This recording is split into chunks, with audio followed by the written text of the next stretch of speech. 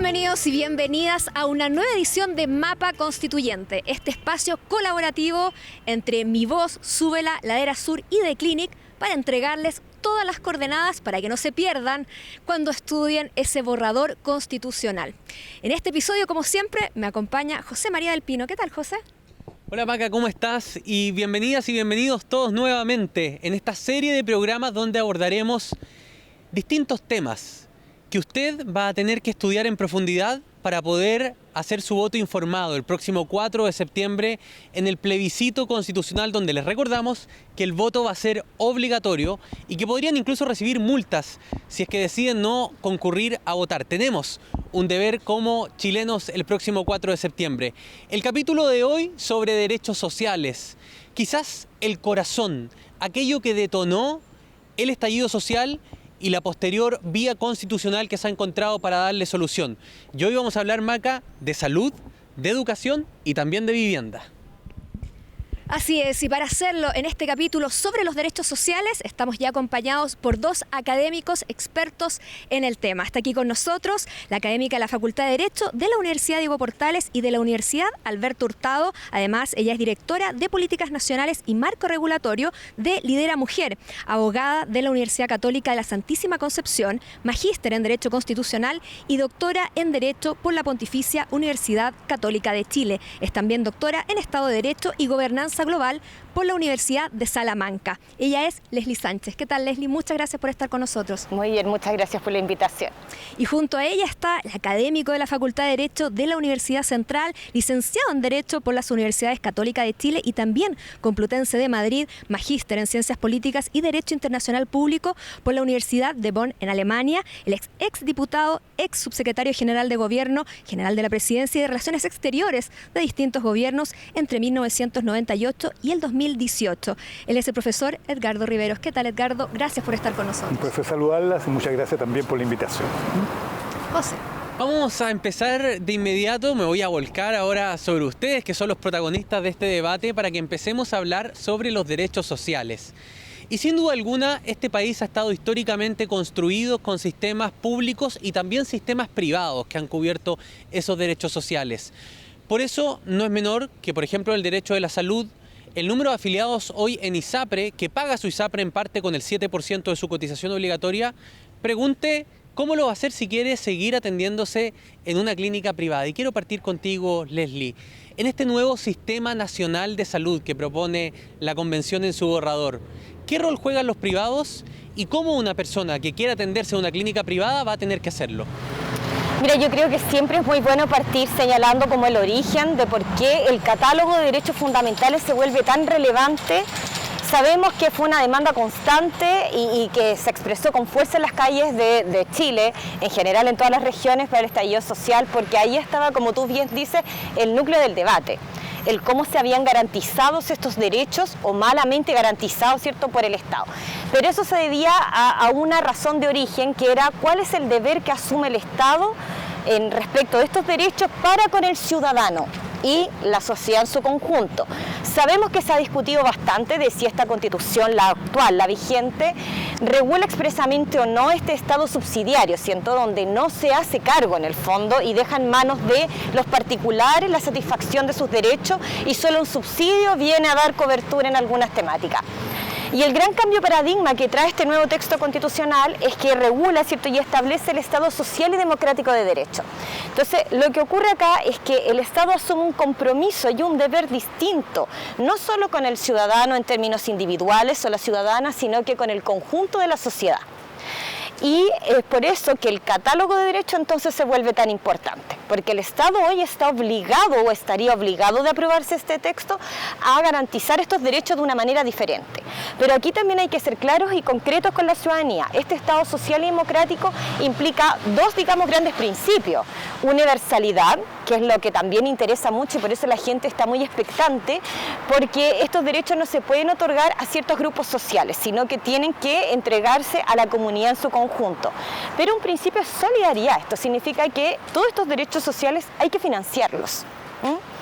Y por eso es que aplica el principio de solidaridad, porque quienes lo financian somos todos y todas quienes habitamos el territorio de la República. Y eso es muy importante decirlo, porque una cosa es que los declaremos y le impongamos al Estado un deber diferente. Luego viene la parte más relevante, que es cómo se materializan, que es a través de las leyes y las políticas públicas, y lo segundo y más importante, cómo se pagan. Y eso va a implicar probablemente grandes transformaciones tributarias en nuestro país, para que estos derechos que hoy día están siendo declarados realmente lleguen a la casa, digamos, de los chilenos y chilenas. Leslie, pero en la praxis, si una persona que nos está viendo hoy es ISAPRE, está enviando el 7% de pago directo a través del sistema de cotizaciones a su ISAPRE, ¿qué va a tener que hacer de aprobarse la nueva Constitución para seguir atendiéndose en una clínica privada con las prestaciones del sector privado? Mira, lo que aquí también hay que hacer presente es que durante los últimos gobiernos ya se habla del Seguro Único de Salud, por lo tanto hablar de un sistema único de salud pública a través, cierto, del texto constitucional no es una innovación para la realidad política y nacional chilena. De hecho, el último programa de gobierno del presidente hoy, cierto, Gabriel Boric, habla de generar este Seguro Único de Salud, donde todo el pago de prestación va a ir a un fondo común, cierto, de carácter solidario, donde se van a pagar, cierto, las prestaciones de todos y todas quienes conformamos, cierto, la sociedad, y en la esfera privada va a quedar un tanto reducida a la simple prestación probablemente de seguros de salud complementarios. O sea, voy a tener que pagar más que el 7% que pago hoy. La regla general es que hoy día los planes de salud, salvo FONASA, ¿cierto?, siempre puedes pagar más. Así que no es que vaya a ser un adicional, un incremento económico muy mayor. Yo creo que va a ser bastante similar, y en la medida que tú quieras tener prestaciones adicionales que hoy tampoco están cubiertas ni por lo público ni lo privado, como la salud mental, lamentablemente, ¿cierto?, o incluso la salud dental, hoy día la gente ya paga seguros adicionales para eso. Edgardo, ¿cómo lo ve usted? Porque lo veía ahí,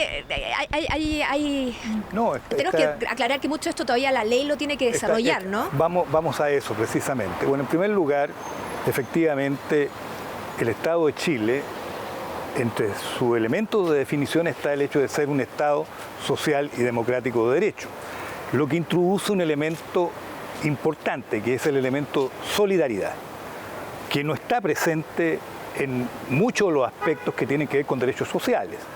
Desde luego lo está precariamente en todo el sistema de seguridad social, y no lo está en el sistema de salud en la parte esencial, que es la prestación que otorgan el ámbito privado de salud hoy día.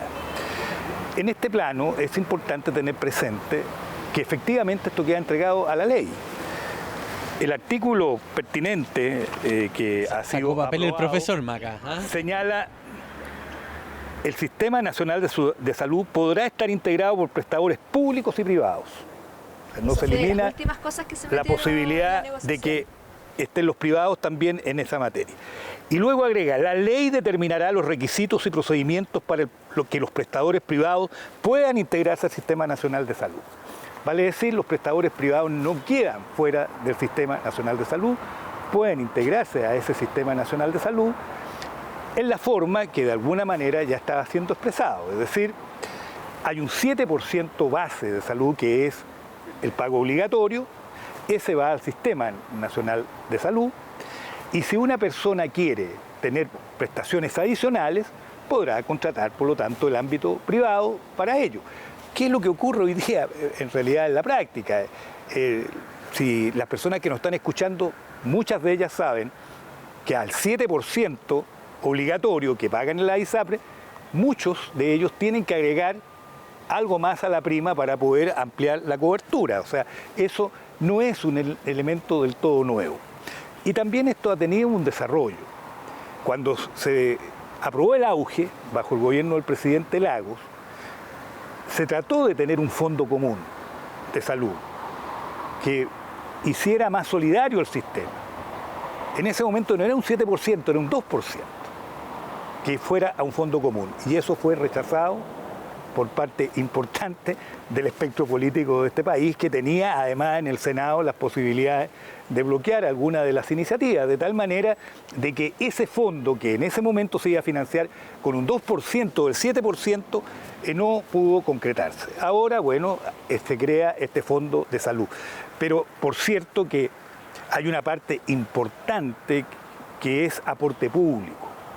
Y por eso que hay un principio que informa todo el sistema de prestaciones sociales, que es el principio de progresividad. Ese principio de progresividad no es algo nuevo que introduzca el proceso chileno. El principio de progresividad está en los tratados internacionales, de partida está en el Pacto de Derechos Civiles, el Pacto de Derechos Económicos, Sociales y Culturales, y está en la Convención Americana de Derechos Humanos. En ambos instrumentos internacionales está este principio de progresividad y es recogido por el texto constitucional que ha sido aprobado. Significa de que el Estado tiene que hacer el esfuerzo por ampliar todas las coberturas, pero es un esfuerzo que va paulatinamente desarrollándose en función de las capacidades económicas que el Estado tiene. Eso va a cruzar todos los elementos que vamos a ver, tanto la educación como la salud, como la vivienda. Yo quería ahondar en eso que tiene que ver, por supuesto, está muy ligado al tema de la progresividad, que va a ser seguramente una de las mayores preguntas que se va a hacer la gente si es que eventualmente el borrador termina siendo aprobado. El 5 de septiembre mucha gente eventualmente va a agarrar y decir, esta va a ser nuestra nueva constitución, aquí dice el derecho a la vivienda, el derecho a la educación. Y dice, bueno, ¿a quién le reclamo yo esto? Va a haber gente a decir, bueno, ¿y ahora qué pasa? ¿Puedo yo ir eventualmente ante el Ministerio de Vivienda, pararme afuera y decir, oiga, tenemos un problema de vivienda tremendo en este país, mucha gente no tiene acceso a la vivienda? ¿Puede ir al otro día una persona que en este momento está viviendo eventualmente en un campamento afuera del Ministerio de Vivienda y decirle, oiga, la Constitución me dice que tengo el derecho a una vivienda digna?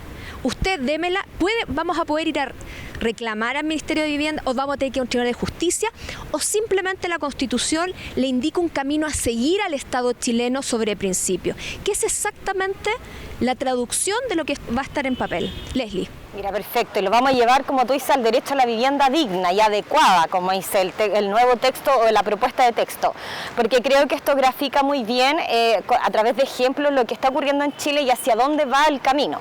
Efectivamente sería ser ilusa decirte o declarar, ¿cierto?, que esto implica que la gente el 5 de septiembre o el 6 pueda irse a parar afuera del Ministerio de la Vivienda a exigir una casa, porque eso no es lo que regula el texto constitucional y ese no es el derecho que se está contemplando, sino muy por el contrario, pero beneficiosamente también para todo y todas, es un estándar de vivienda social diferente.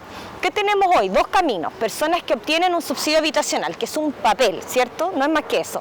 Y se le otorga un monto de dinero para comprar una casa que debe tener además ciertas características, estar cerca de un paradero micro, cerca de un colegio, de un consultorio o CESFA.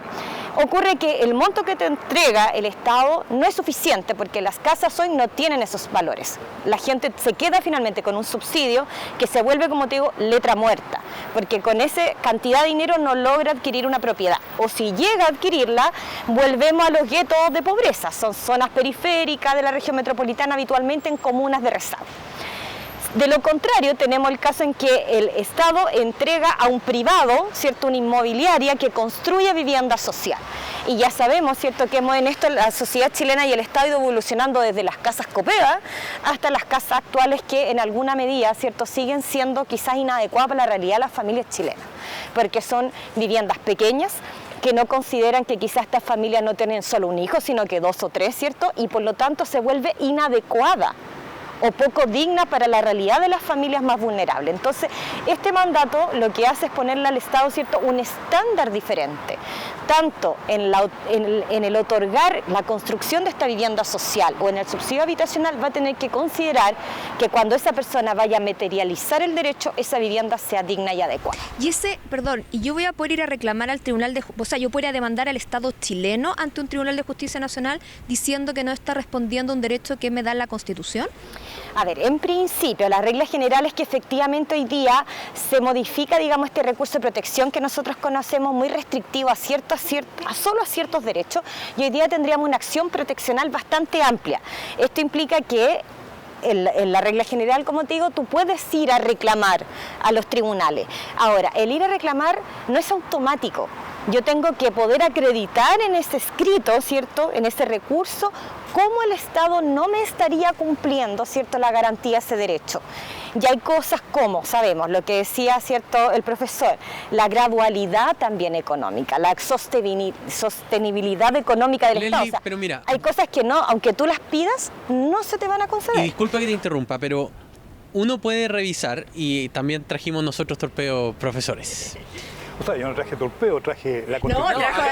No, trajo el borrador, va a la fuente. A la fuente primaria. Vamos a la fuente, porque aquí lo que dice es que toda persona tiene derecho a una vivienda digna y adecuada que permita el libre desarrollo de una vida personal, familiar y comunitaria. Y agrega en su inciso segundo, que el Estado debe tomar todas las medidas necesarias para asegurar el goce universal y oportuno de este derecho, contemplando a lo menos la habitabilidad, el espacio, el equipamiento suficiente doméstico y comunitario para la producción y reproducción de la vida, la disponibilidad de servicios, la accesibilidad, la ubicación apropiada, etc. Mi impresión como un ciudadano común, yo no soy abogado, es que aquí me están diciendo que yo tengo el derecho a una vivienda de esas características. ¿Qué es lo que determina cuándo tengo ese derecho? Porque al final del día efectivamente yo podría ir en un año más al Corte de Apelaciones, a poner un recurso de protección y decir, el Estado me está negando el derecho que dice que me tiene que dar. Yo estoy de acuerdo con lo que está en el fondo de su pregunta. Yo creo que en esta materia hay que ser prudente y no generar expectativas que pueden en un momento determinado revertirse y rebotar mal.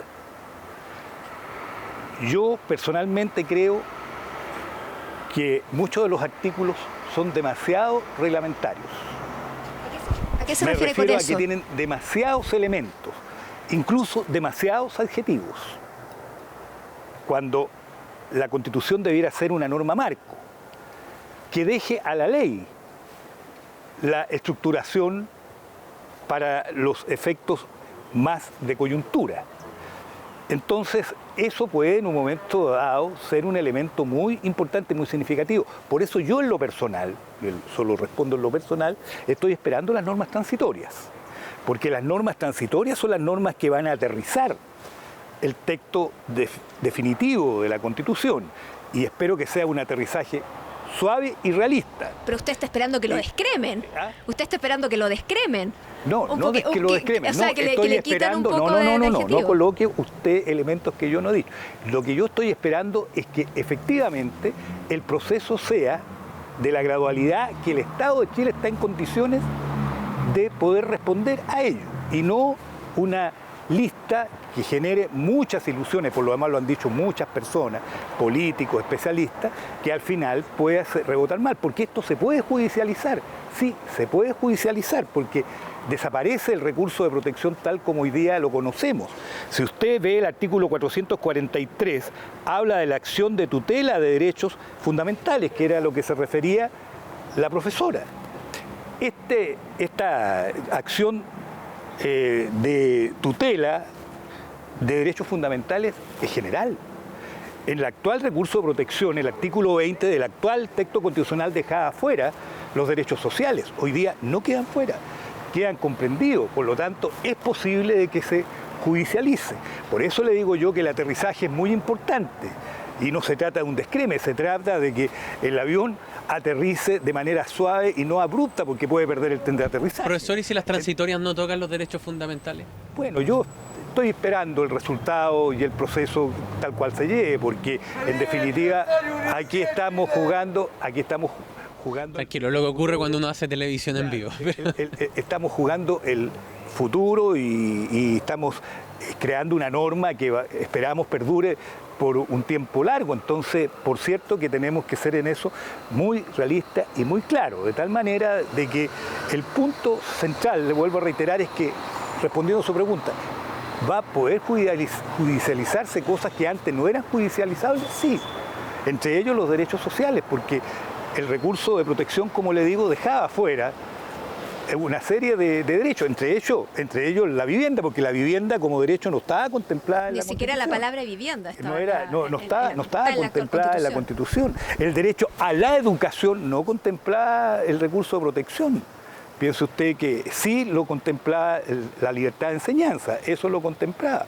O el derecho a la salud Tampoco. Cuando alguien quería demandar salud por la vía del recurso de protección, muchas veces recurría al artículo 19, número 1, vale decir el derecho a la vida, que podía estar en peligro.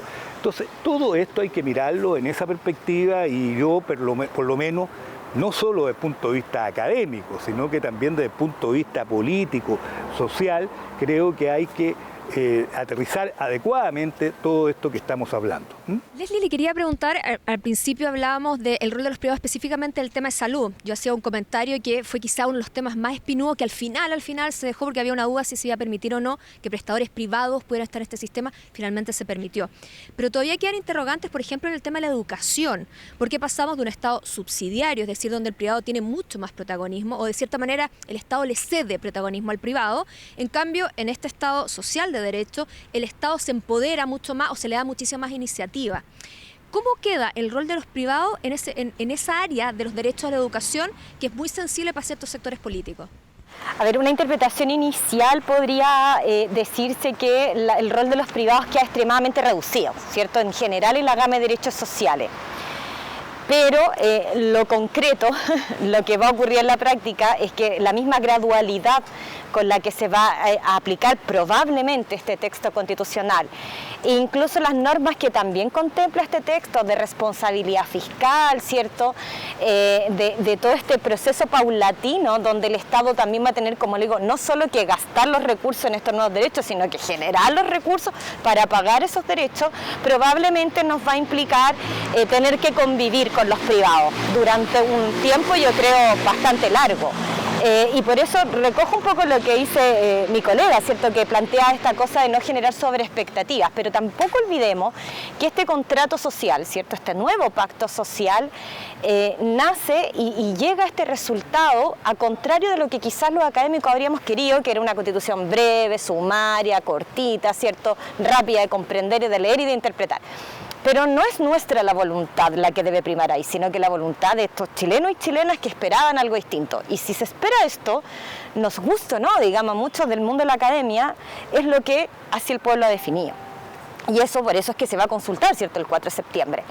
Y dicho eso, digamos, también sabemos que esto tampoco es un fenómeno gratuito o que es espontáneo, sino que también surge por esta desconfianza constante de la ciudadanía al legislador. El Congreso Nacional muchas de estas temáticas ya las conversó, ya ha tenido la oportunidad de avanzar en estos temas, en salud, en educación, para qué hablar de seguridad social y pensiones, y no lo ha hecho, y no lo ha logrado, digamos, cuajar. Quizás con mucha voluntad, pero no lo han logrado cuajar. Y es por eso que finalmente se ve el texto constitucional como una herramienta de seguridad para el cotidiano de las personas. Es decir, mejor lo pongo aquí y que quede a que nadie diga nada. Entonces, claro, no es un texto fácil ni de aplicar, ni de interpretar, ni probablemente vamos a estar discutiendo muchos años sobre este texto, si es que se aprueba. Y probablemente va a frustrar a muchas personas, porque no va a ocurrir lo que esperan mañana. Pero lo que sí sabemos es que es un estándar constitucional y democrático que hemos decidido, parece, ciudadanos y ciudadanas, que queremos vivir. Y a mí me parece que eso es muy importante porque uno puede analizar solo la norma jurídica en abstracto, pero las normas jurídicas se aplican en una cultura, en una sociedad, en un entorno que tiene realidades diversas y que aparentemente, digamos, en este tenor parece que va el sueño país, digamos. Edgardo. Bueno, en el tema educacional, algo parecido a lo que veíamos en el tema de salud. Se crea un sistema nacional de educación. Efectivamente. Y ese sistema nacional de educación también va a ser regulado por ley. Y si uno observa el número 282, señala que la ley establecerá los requisitos para el reconocimiento oficial de los establecimientos educacionales, de tal manera de que eso, por supuesto, abre el espacio. Y esto es complementado por el 284, que es la libertad de enseñanza. Y allí es donde está un tema que fue muy polémico, que es la libertad que tienen los padres para elegir el tipo de educación que su hijo quiera tener. Por lo tanto, esos temas conversan de esa manera y por lo tanto también queda entregado a la ley. Y también aquí nuevamente nos encontramos con las normas transitorias, cómo ello va a ser tratado en cuanto a plazo, en cuanto a densidad, elementos, etcétera. Por eso le vuelvo a reiterar de que ese tema no es menor y muchas personas estamos esperando cómo las normas transitorias en definitiva hacen la gradualidad que se necesita, porque esto va a tener y va a necesitar también recursos públicos muy fuertemente, porque el Estado era subsidiario, claro. Pero en la práctica, por ejemplo, porque ya sabemos que en el caso de la salud es muy seguro que algo parecido a lo que tengamos sigue. En el momento que se permite a los prestadores seguir, o sea, las clínicas privadas van a seguir existiendo, las ISAPRES seguramente con otro nombre, pero eso va a quedar materia de ley, no porque la Constitución lo diga así. En el caso de la educación, actualmente conviven básicamente este tipo de establecimientos, los privados, los subvencionados o los establecimientos públicos, digamos. Y los particulares propiamente tal que siempre han existido en nuestro país. Que existen en todos lados, ¿no? En cualquier país del mundo hay colegios privados. ¿Van a seguir, uno esperaría que siga el mismo dibujo eventualmente, o esto, como está establecido, uno esperaría que fuéramos hacia otro tipo de mapa educacional? Yo creo que el núcleo del asunto está en el concepto de Sistema Nacional de Educación. Es allí donde está el núcleo del asunto y donde efectivamente el Estado va a jugar un rol mucho más activo y más claro que el que juega ahora.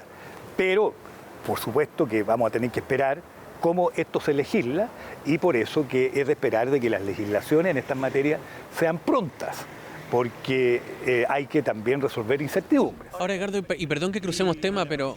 Que naturalmente juega un papel muy importante en esta materia. Pero ¿no le preocupa que aquí, producto de los bajos quórum que quedaron en muchos de este tipo de leyes, sean sistemas que se puedan modificar permanentemente dependiendo del signo de la elección del Congreso y que cuesten en largo plazo construir, más allá del diseño, ¿no?, del sistema, políticas educativas, políticas de salud de mediano y largo plazo?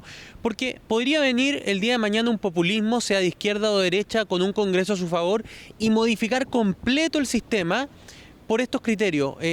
¿No hay ahí un riesgo en el caso de los quórum y todo, a que no haya estabilidad en estos sistemas? Yo la verdad es que en materia legal soy partidario de los quórum mayoritarios. Sean quórum mayoritarios de parlamentarios en la sala o en ejercicio, pero siempre respetando la mayoría. Yo nunca he sido partidario en materia legal de los quórum supermayoritarios porque rigidizan. A diferencia de lo que usted está señalando, rigidizan. Por ejemplo, todo el sistema educacional chileno está hasta el momento regulado por una ley orgánica constitucional que requiere 4/7 de los senadores y diputados en ejercicio para ser modificada. La Ley General de Educación. La Ley General de Educación es una ley orgánica constitucional, todo eso rigidiza. En cambio, un sistema de mayorías, sea de mayorías de parlamentarios en ejercicio o presentes en la sala, permite ir adaptando de mejor manera los procesos. Otra cosa es el tema de las reformas constitucionales. Irse a 2/3 es demasiado, pero 1/3 o un quórum un poco mayor al de las leyes y diferenciando las modificaciones a la constitución de las leyes a mí me parece adecuado. Esas son mis aproximaciones en esta materia para contestar derechamente su pregunta. Ahora, Leslie, sobre eso mismo, ¿no? Tenemos la visión del profesor Edgardo, la tuya, porque, insisto, uno va más allá de las instituciones, de qué organismos regulan. Uno lee los textos, los artículos y dice, bueno, aquí se garantiza el derecho preferente de los padres. O sea, hay una interpretación que podría llevar a un gobierno el día de mañana a redibujar sin moverle una coma a este texto, a redibujar lo que a lo mejor el espíritu de la convención estaba intentando escribir. ¿No sería bueno que algunas materias como esta de derechos sociales tuviesen a lo mejor mayores requisitos para que sean políticas de largo aliento? Mira, yo creo que ahí hay que hacer una distinción en dos elementos que ustedes han puesto sobre la mesa y me parecen tremendamente importante abordarlo. Lo primero que tenía que ver con, ¿van a seguir existiendo esta dualidad público-privada? En mi interpretación hoy día del texto yo creo que sí. Lo que pasa es que la ley va a venir a detallarlo de mejor manera. Pero no es ninguna, vuelvo a decirlo, tampoco no es ninguna novedad y no podemos generar hoy temor, creo yo, respecto a esa situación. ¿Por qué? Porque ya la vivimos. De hecho, en los años de pandemia, cuando estábamos con los picos de contagio mucho más altos y la situación era mucho más álgida, recordemos que quien tomó la coordinación del sistema público y privado fue el Estado, para poder distribuir, ¿cierto?, las prestaciones de salud, es decir, la cama derechamente, el oxígeno, ¿cierto?, a quienes estaban sufriendo la terrible patología del COVID-19, ¿cierto? Muy exitosamente. Y la vacunación, y etcétera, etcétera. Entonces, en Chile tenemos ejemplos de cuando el Estado en realidad coordina bien. y también podemos encontrar algún ejemplo donde coordine mal, obviamente, pero la lógica ha sido hasta ahora es que en materia de salud ha coordinado bien, y en materia educacional estamos viviendo ese proceso. Ojo que los servicios locales de educación se están implementando paulatinamente y vamos a ver cómo coordinan las comunas. Yo creo que también eso se va a ir diagnosticando, pero como toda transformación institucional en Chile implica dejar que las cosas pasen para poder ver si las podemos perfeccionar o no y dónde fallaron. Y eso lo sabemos con la reforma procesal penal, etcétera, etcétera. Entonces, yo creo que desde la coordinación del Estado yo no tendría ese temor. Creo que lo podemos hacer y se podría empezar a ejecutar.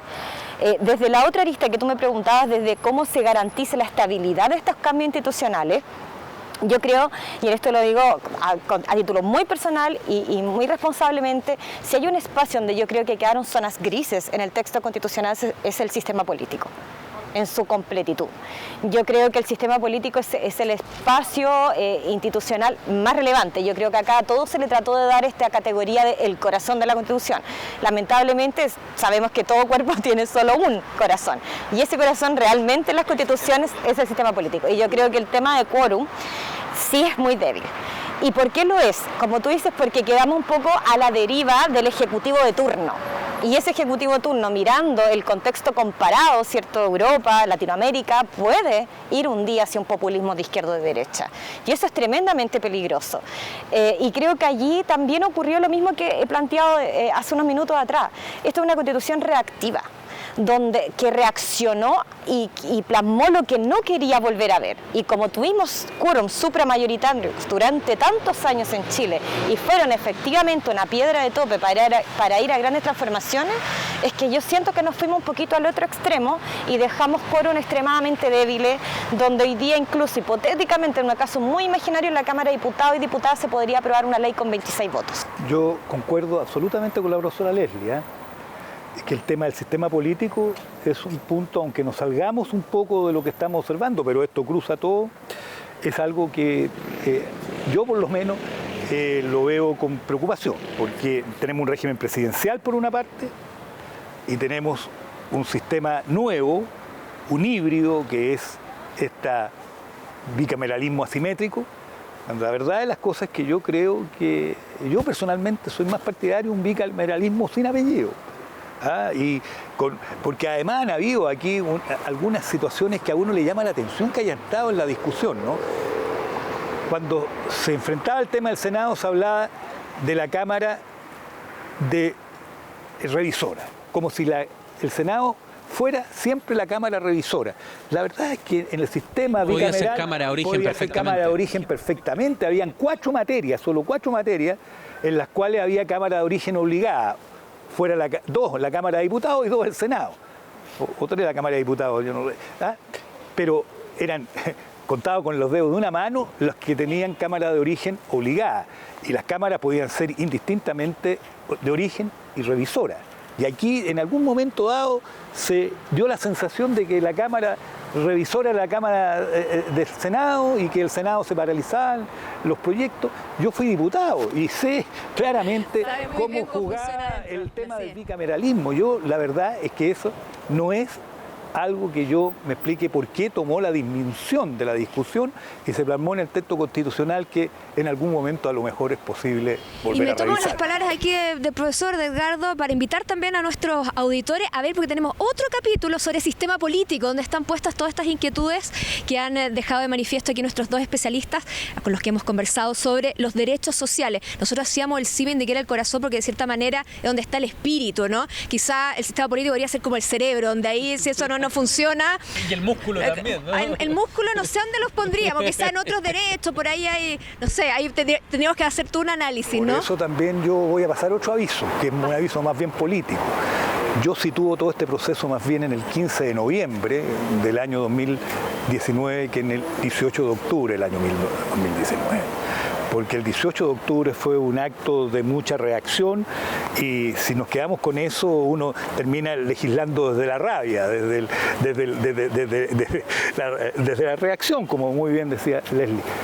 y no desde la reflexión política y de la necesidad de dar una salida adecuada. Por eso yo me sitúo más en el 15 de noviembre, donde hubo un acuerdo político amplio, que en el 18 de octubre, que fue un acto más bien complejo. No, y vamos a ver si van a ser septiembristas, porque si después se aprueba, ahora van a nacer los septiembristas, si es que se aprueba la Constitución, eventualmente si se rechaza. Vamos a ver qué pasa en septiembre.